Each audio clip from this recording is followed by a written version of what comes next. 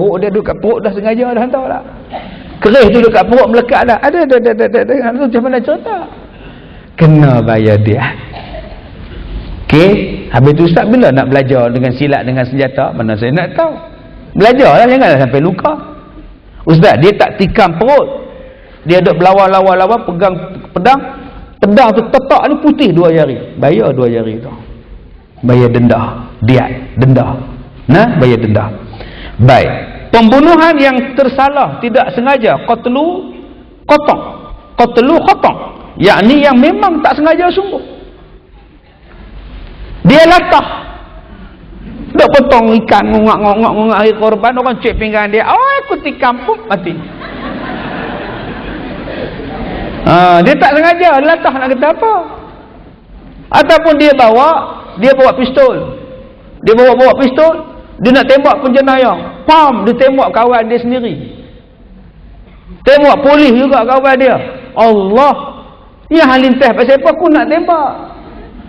Tak pun dia berburu ayam hutan, dia tembak ayam mai dah. Pam, rupa-rupa kawan dia ayam hutan. Itu nama dia pembunuhan yang langsung, tak ada niat. Dia tembak ayam yang halintas pasal apa? Yang itu pun kena diat juga.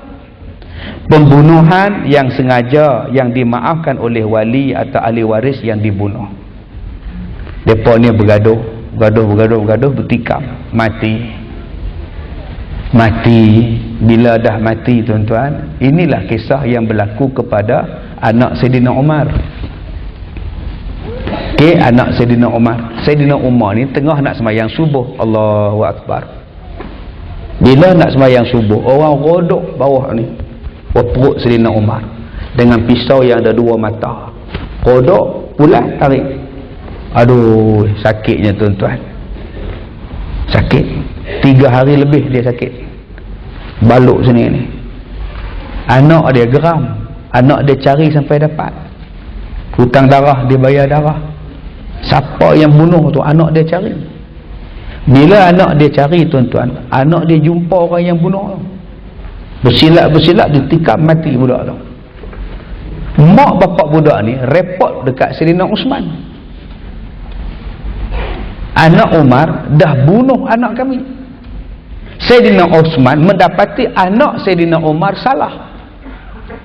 Sebab membunuh orang tanpa hak.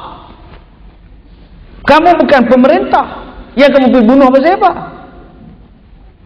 Anak dia kata, dah dia bunuh bapak saya. Hutang darah, dia bayar darah. Os merah. Memanglah hutang darah dia bayar darah, tapi pemerintah yang buat, hang tangkap, hang bagi dekat kami buatlah undang-undang yang hampir mendahului mahkamah pasal apa? Dia pula dijatuhkan hukuman kisas pasal bunuh. Tiba-tiba datang mak bapak budak tadi yang bunuh tadi, dia kata pada Usman, kami ampunkan dia sebab anak kami lah yang bunuh Umar bapak dia. Anak kami salah, kami maafkanlah dia. Masuk Islam tuan-tuan, nama Allah ni. Sebab dia tengok betapa adilnya undang-undang Islam. Padahal dia bunuh bapak tu, dia bunuh bapak Umar tu, dibunuh. Anak tu untuk bela memang hak dia. Tapi Islam kata tak, kamu mendahului hakim, kamu dah buat salah. Dia tengok betapa halusnya Islam tuan-tuan. Masuk Islam orang Yahudi ni, Majusi ni. Ni cantiknya. Begitu juga satu hari Saidina Ali pakai baju besi. Bila dia pakai baju besi, tiba-tiba satu orang laki-laki kata, baju besi itu aku punya. Saidina Ali curi. Tuan-tuan, baju besi bukannya ada nama kita ada nama. Rafi'ah, Sulaiman, Akhlaqan, kita ada nama. Dan tuan-tuan, saya ni baju, saya pun tak tahu apa ciri baju saya. Kalau orang nak perkenal saya, waktu saya duduk sidai baju, dia tengok cap apa ni, nama je kok ni kan, ni boleh koyak ni, merok ni, poket tak mana poket, patut duit hilang tu, rupa tembus sebiji macam cerita di Ramli tu ni, rupa duduk julak. Orang tu tengok jubah saya, tengok kok saya, oh koyak tanpa poket. Dia pergi report kat mahkamah, baju tu saya punya. Mahkamah kata, ni awak kamu curi baju. Saya kata, ni baju saya. Buat main baju tu. Hakim tanya, apa ciri-ciri baju tu baju kamu? Mana saya nak tahu? Tapi orang yang menuduh saya mencuri tadi, dia dah siasat dah baju tu. Tuan Hakim, baju ni baju saya. Saidina Ali curi. Baju ni dia ada petak di sini, dia ada tang sini, apa semua ada. Saya tahu lah baju tu baju saya. Mana Saidina Ali nak tahu tang mana patah, tang mana didikan? Bukan tahu, kita pakai baju kita. Ada pernah tahu? Tapi orang yang nak buat jahat dengan kita, dia kata butang hilang 2 lah, apalah. Bila dibicara, betul Saidina Ali kata, lah aku tak tahu. Oh, kamu dah mencuri, bayar. Masa mula-mula nak dibicarakan, Hakim kata dekat Saidina Ali, wahai Amirul Mukminin, hari ini ada kes pertuduhan baju besi. Kamu dah ambil baju besi orang. Dia kata, wahai Amirul Mukminin. Saidina Ali bangun, Tuan Hakim yang arif, tolong jangan panggil saya Amirul Mukminin, tolong panggil saya Ali bin Abi Talib. Kalau kamu dah panggil saya ya Amirul Mukminin, kamu dah hormat pada saya sebagai khalifah. Besok buat lain. Dia suruh mahkamah bersidang lain. Besok mahkamah panggil lain, Ali bin Abi Talib. Baru betul. Dia kena panggil Muhammad Kazim bin Ilyas saja. Akhirnya kalah Saidina Ali. Padahal baju tu baju dia. Tapi macam kita dia tak ambil kisah. Mana kita nak ambil kisah ni urat terbuka, yang ni terberetah, mana kita tahu. Dan kita pun tak sangka ada orang nak tuduh tu baju kita, baju dia. Akhirnya laki-laki tadi masuk Islam. Dia kata, tuan, saya sebenarnya nak test Islam ni adil tak adil. Rupa-rupanya Islam ni sangat adil. Saya tarik balik, baju tu bukan baju saya, baju tu ialah baju Saidina Ali saja. Saya nak test hukum Islam. Dengan ini saya masuk Islam. Sebab apa? Tertarik dengan keadilan Islam. Subhanallah, tuan-tuan. Ini peraturan-peraturan yang berkaitan dengan Islam. Jadi kita kena faham betul dan ni. Baik, kemudian firman Allah Ta'ala dalam surah Al-Baqarah tadi ini, sesiapa yang memperolehi sebahagian keampunan daripada waris mangsa, hendaklah diikuti dengan cara yang baik. Tuan-tuan boleh tengok dalam 178. Yang terakhir, hukuman ta'zir. Hukuman ta'zir ialah kesalahan-kesalahan yang hukumannya merupakan dera, iaitu penjenayah-penjenayah tadi tidak dijatuhkan hukum hudud dan qisas. Kenapa? Sebab tak cukup bukti, tak cukup saksi.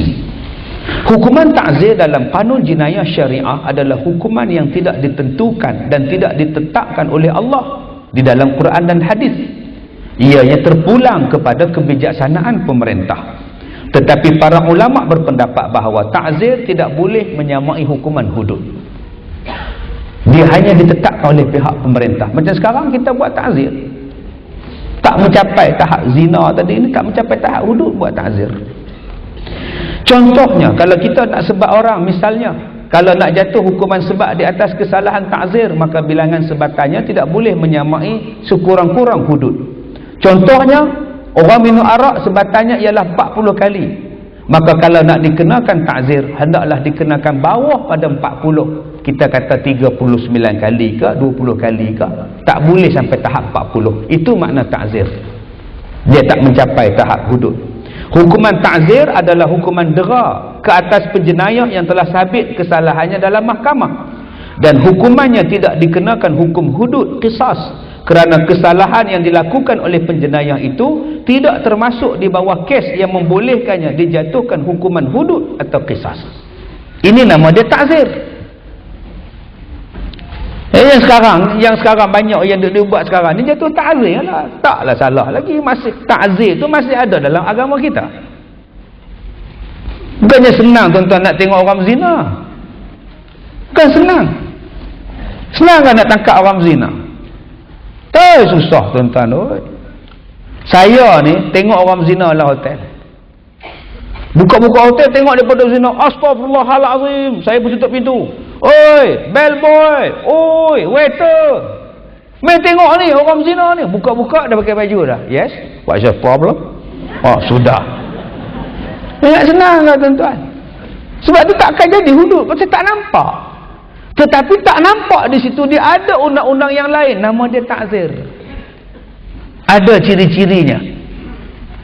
Ketika kami menangkap mereka, mereka baru selesai melakukan perzinaan. Tetapi kondomnya ada di situ. Tetapi air maninya ada atas tilam tu. Dan perempuan tu pula tidak berpakaian, laki pun tidak berpakaian. Jadi kita tangkap gambar tu ada lah. Dia tak boleh kena hudud. Bukan begini hampa nampak kerih masuk sarung.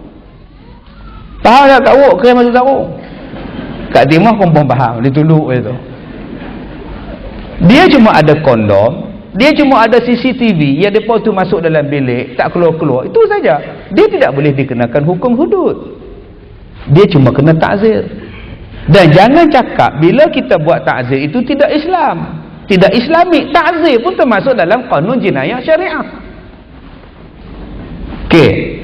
Dan jenis atau kadar serta bentuk hukuman ta'zir itu adalah terserah kepada kearifan hakim untuk menentukan dan memilih hukuman yang patut dikenakan ke atas penjenayah-penjenayah itu. Kerana hukuman ta'zir adalah tujuannya menghalang penjenayah daripada mengulangi kembali kejahatan yang mereka lakukan tadi, bukan untuk menyiksa mereka. Setakat ni kita dah pakai ta'zir dulu lah. Yang kita tu amalkan sekarang, ta'zir dulu lah. Hudud tak buat lagi. Bila nak buat hudud tak tahu. Tuan-tuan yang dirahmati Allah. Jadi janganlah, yang saya nak cakap pada malam ini, sebab senang sangat hari ini orang kata kalau tak buat hudud kafir. Sabar, cuba tengok semayang. Orang yang semayang itu rukun, wajib semayang. Kenapa Din kamu tak semayang? Aku tolak semayang. Semayang ni tak betul, semayang tak wajib pada aku. Apa ada semayang ni, semayang pakai niat pun boleh lah. Ni merapu je semayang ni. Mengucap Din, semayang tu wajib Din. Sudahlah kamu cakap banyak pula. Aku tak mau semayang, semayang tak wajib pada aku. Kafir orang ni. Ni nama dia kafir. Din, kenapa tak semayang? Aku tunggu tua sikit lah aku semayang. Mana boleh tunggu tua Din, wajib semayang Din. Memanglah wajib, tapi sibuk lah. Aku tahulah aku tak semayang, tapi tunggulah ada masa sikit aku semayang. Dia belum kafir, sebab dia masih beranggapan dan masih yakin bahawa semayang itu wajib, cuma dia malas nak buat. Dia belum lagi kafir. Serupa itulah dengan hudud. Bagaimana hudud boleh jadi kafir? Kita wajib laksana hudud. Nak mampu pakai hudud. Hudud zaman Nabi boleh lah. Zaman Allah mana boleh pakai hudud? Tak sesuai, zalim, tak boleh. Kafir kamu cakap macam itu. Tetapi kalau dia cakap kami tak pernah menolak hudud, hudud adalah undang-undang Allah, hudud adalah peraturan Allah, kita umat Islam wajib buat hudud. Tapi buat masa sekarang, keadaan sekarang, kita pun umat Islam tak kuat, umat Islam pun ekonomi dia lemah, umat Islam pun bersatu kurang, orang kafir duk kontrol kita sekarang. Macam mana kita nak buat hudud? Jadi kita tangguh dululah. Bukan kita tak mau buat, tapi belum sampai masa dia. Itu tidak dikira sebagai kafir. Janganlah cepat kafir. Ini sekarang masalah sekarang ni, bila dah kata tak mau hudud, nampak kafir ni, kafir. Dia bukan, tak ada siapa orang Islam di Malaysia ni yang tolak hudud. Pasal dia tahu ini perintah Allah. Cuma dia bagi alasan. Dan orang yang cakap nak hudud tu pun, dia pun tak mau buat. Dia cuma pergi cakap di sana, pergi cakap di sini, pergi kempen sana, pergi kempen sini, kita nak hudud. Tapi bila bercakap dengan usuk wheelchair, dia down, dia tukar langsung tak ada hudud. Yang inilah yang saya tegur berkali-kali, jangan cakap macam itu. Depan orang Islam hang kata kami nak hudud, depan orang kafir hang kata kami bersetuju untuk tidak bersetuju melaksana hudud. Apa benda ni? Salah tu, saya tak mau. Boleh cakap kami bersetuju untuk tidak bersetuju untuk melaksanakan hudud. Bila orang wartawan tanya bagaimana dengan pelaksanaan hukum hudud jika dapat merampas dan sebagainya, kita telah berbincang dan kita mendapati dan kami telah bersetuju untuk tidak bersetuju. Apa benda ini? Mana boleh bersetuju untuk tidak bersetuju? Depan kami hang cakap nak hudud, tapi sokong kamu. Tapi bila di hadapan orang lain, kamu tak sebut hudud. Bila orang tanya dekat kamu, bila nak buat hudud? Kita tidak pernah sebut hudud dalam manifesto kita. Ini jawapan selepas menang pilihan raya itu. Kita tidak ada keutamaan sekarang. Keutamaan tidak ada. Kalau begitu, kamu samalah dengan orang lain yang mengatakan bahawa kita terima hudud, tapi belum sampai masa. Sama, kita serupa. Kalau kamu kata orang ini kafir, kamu pun kafir juga. Sebab tu jangan mudah-mudah disebut kafir. Sebab tu Nabi kata, bila kamu kata kafir pada orang, kafir tu kan balik pada kamu. Saya cakap pada tuan-tuan, kita mesti buat hudud. Dan saya sangat konsisten dengan hudud sejak daripada saya jadi penceramah 22 tahun. Saya tidak pernah mengatakan bahawa kita tolak hudud. Jangan pakai hudud, saya tak pernah cakap. Saya sentiasa bercakap di mana-mana pun. Depan menteri pun saya cakap, depan menteri besar pun saya cakap, kita kena buat hudud. Ini saja undang-undang yang bagi selamat nyawa, harta benda kita, anak keturunan kita. Ini saja undang-undang yang boleh menyelamatkan kita. Saya tak pernah. Sebab tu ada orang kata Ustaz Kazim ni dah kafir dah ni, pasal menolak hudud. Masa bila saya tolak hudud? Malah saya yang diberi warning, Ustaz dalam ceramah jangan sebut hudud, oleh orang yang sebut nak hudud. Saya ni cakap diberi warning. Malah dulu satu pengeluar CD saya tu diberi amaran, mana yang Ustaz Kazim sebut hudud potong. Dia tanya pada siapa, bukankah kita nak buat hudud? Dia kata dah buat masa sekarang bukan keutamaan, nanti orang kafir lari tinggalkan kita. Jadi jangan berdolak dalik tuan-tuan. Ini hukum Allah Ta'ala. Kalau kamu pun sendiri tak nak buat, jangan kata orang lain kafir sebab orang lain tak nak buat. Jadi bagaimana kita boleh buat dalam negara kita? Caranya ialah bersatulah umat Islam. Bila kita jadi kuat, undang-undang ini kita boleh laksanakan. Tetapi bila kita tak kuat, kita berpecah. Soelek kata kami tak mau hudud. Kapal wheelchair kata kami tak mau hudud. Stay over my dead body. Yang belah kanan pun tak mau, yang belah kiri pun tak mau. Lama-lama kita dah ikut cakap mereka, lama-lama hudud tak boleh buat. Sebab kita duk harap undi mereka. Tu kena tengok di situ. Bila masa kita nak laksana hudud kalau kita bergaduh? Kita jadi sikit. Ada orang kata, Ustaz, kami akan laksanakan hudud. Betul yang nak laksana hudud, tapi yang tanding pun 66 kursi. Macam mana nak buat hudud? Jangan main-main. Hang bagi ke orang lain banyak kursi, hang nak buat hudud lagu mana? Maknanya hang dah memainkan hukum Tuhan. Nak buat hudud hang tanding 222 kursi, baru boleh cakap pasal hudud. Jangan hudud ini hanya timbul waktu pilihan raya. Macam lagu raya. Lagu raya hanya timbul hujung bulan puasa. Lepas habis raya, lagu raya pun stop. Nak dengar lagu Dendang Perantau tu, tunggu raya nanti. Lah tak keluar lagi. Hudud bukan macam itu. Asal nak pilihan raya sebut hudud. Habis pilihan raya tak ada hudud. Ini yang saya rasa sedih. Bila tanya dekat Kedah bila nak buat hudud, Kedah kata tunggu Kelantan. Kelantan buat kami buat. Tanya Kelantan bila nak buat. Oh, kami tengah duk draft, langkah yang baru draft. Bila nak siap tak tahu lagi, sibuk kempen ni. Dulu kami nak buat dah, orang tak bagi. Orang yang tak bagi tu pun pencen dah. Buat dah. Buat. Tak, kita tak boleh buat. Dia tak bagi buat. Hang takut dekat dia kan takut kat Allah. Dah Allah kata buat, dia boleh buat apa?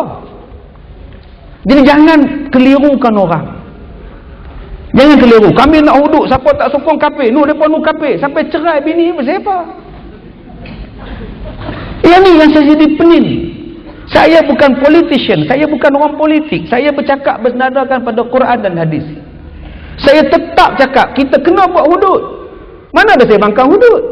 Tapi apa yang kamu cakap tentang hudud sekarang ini sangat-sangat tidak cantik. Seolah-olah mempermainkan hudud. Depan orang Islam kata nak hudud. Siapa tak sokong kami kafir. Siapa tak sokong kami tak sah sebelah dia. Tapi di hadapan orang kafir kamu kata kita tak mau buat hudud kita ni. Apa benda ni? Jangan jadi macam itu. Depan orang lain cakap macam ni, depan cakap macam ni. Kita konsisten cakap kami nak negara Islam. Kita yang tukar menjadi negara berkebajikan. Yang sekarang ni berkebajikan lah. Orang tua dapat duit, budak sekolah pergi sekolah, semayang senang, itu negara kebajikan. Kalau itu sekadar yang kita nak buat lah, kita dah kebajikan lebih dah. Tinggal tol tak apa lagi. Jangan tukar. Saya sangat konsisten. Saya tak pernah menukar pendirian saya. Malaysia adalah sebuah negara yang boleh dilaksanakan hudud. Kaji balik, draft yang baru balik, bentangkan balik. Itu saja. Jangan kita selewengkan fakta tu. Jadi itu cerita. Jadi saya kata kalau orang UMNO kata okey, yang PAS buat itu tak komplit, kita tolong PAS. Draftkan satu hudud yang sangat komplit. Kerjasama. Orang PAS pun tolong UMNO, UMNO pun tolong PAS. Jangan ambil kesempatan daripada sini. Bila sebut saja, misalnya di Johor ada satu adun sebut, kita jadikan Johor sebagai negeri hudud pertama. Orang ambil kesempatan. Nampak hampa sokong tu, nampak dia pun nak buat hudud. Orang pun takut. Jangan cakap macam itu, ni hukum Tuhan. Hukum Tuhan. Jadi buat tuan-tuan. Jadi saya rasa dah sampai dah masa dia, kita orang Melayu bersatu, duduk bincang elok-elok. Ekonomi kita bangunkan, sosial kita jaga, pendidikan kita jaga, hak-hak kita jaga. Kita bincang sekarang untuk tubuhkan undang-undang kita. Kita buka dalam kitab, undang-undang hudud kena pada semua orang, sama ada kafir ataupun Islam. Wa idza hakamtum bainan nas fahkum bil adli, kata Allah. Bila kamu hukum sesama manusia, hukumlah dengan adil. Allah tak kata hukum dengan orang Islam, dia kata dengan manusia. Itulah Imam Nawawi kata, hukum hudud ini terpakai pada semua agama, semua kaum yang berada dalam sebuah negara Islam. Sebab itu kalau orang kafir tu, orang Filipina, dia pergi bunuh majikan dia di Jeddah, orang tu pun kena pancung sampai mati, walaupun dia orang Kristian. Tapi dalam peraturan yang mereka buat, dia kata undang-undang ini hanya termaktub pada orang kafir. Habis tu kalau orang kafir rogol orang Islam, macam mana? Yang ni yang tak kena. Di situ saja diminta supaya dirombak balik, buat balik.